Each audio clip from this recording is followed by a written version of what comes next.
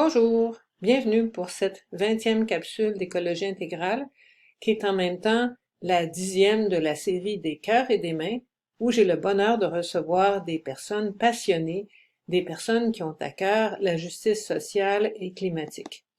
Et aujourd'hui, nous retrouvons Anne-Catherine Kennedy, qui est chargée de programme à développement et paix pour l'Amérique latine. Elle va nous parler de deux partenaires, deux projets en particulier. À Développement épais, on a reçu un financement qui a commencé en janvier 2022 du MRIF, le ministère des Relations internationales et de la francophonie, et c'est le Nouveau Québec sans frontières, le NQSF. Et c'est un projet de 2 ans et demi presque qui s'appelle Voix sans frontières. Et c'est un projet qui nous permet de financer des activités de défense du territoire de deux partenaires, un au Honduras, la Fundación ERIC, et un en Colombie, la ACA. La ACA, c'est l'Associación Campesina de Antioquia, l'association paysanne du Antioquia. C'est un département. Et à travers ce projet-là, on a une partie du projet qui va vers l'éducation à la citoyenneté mondiale. Et donc, on veut faire des activités avec le public québécois, avec les jeunes, dans des écoles, des cégeps.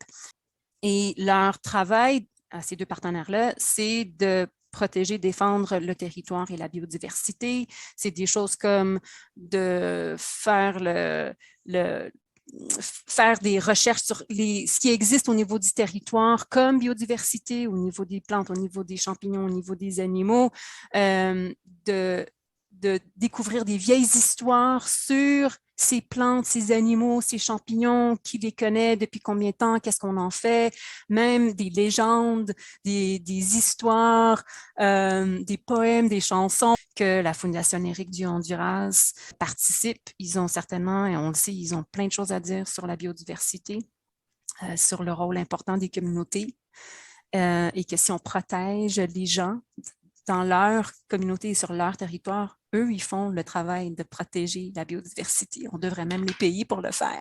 Mais non seulement ça, mais on les empêche de le faire en essayant de les chasser pour extraire les ressources. Et l'ACA, l'Associación Campesina de Antioquia aussi, a vraiment beaucoup de choses à dire par rapport à la biodiversité, l'importance de...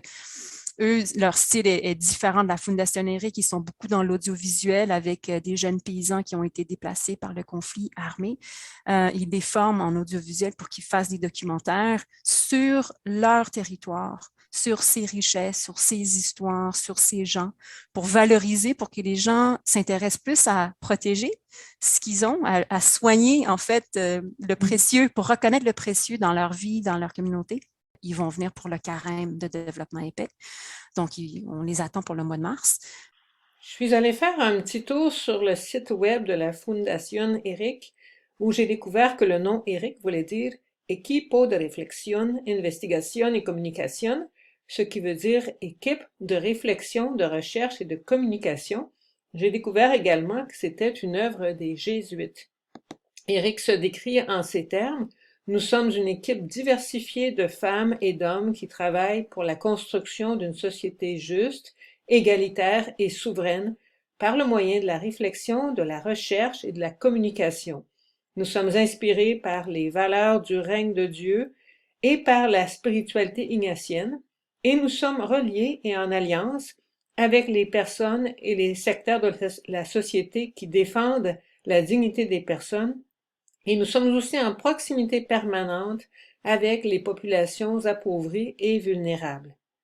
Et il y avait beaucoup de vidéos disponibles. Je suis allée en regarder un petit bout, une vidéo intitulée Allons à la milpa, vamos a la milpa, et qu'on peut trouver sur YouTube. Et les gens qui prenaient parole expliquaient c'était quoi pour eux la milpa. Alors je vous traduis ce qu'ils disent.